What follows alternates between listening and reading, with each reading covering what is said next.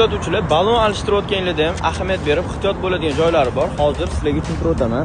Mana bu mashinamizni nimaga bu apparatimizda ko'tarmaganmiz, domkratda ko'targanmiz. Sababi batareykasi bor mashinalarda bu apparatni ko'tarib bo'lmaydi.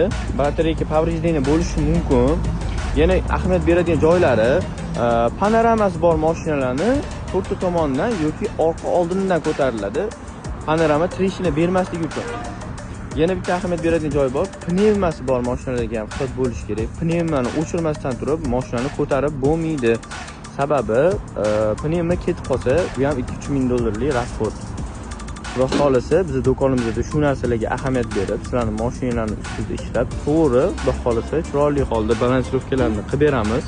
Balonlarni alishtirib, shu narsalarga ahamiyat berib, kelinglar do'konimizda sizlarni kutib qolamiz. Ehtiyot bo'linglar, rasxodga tushib qolmanglar.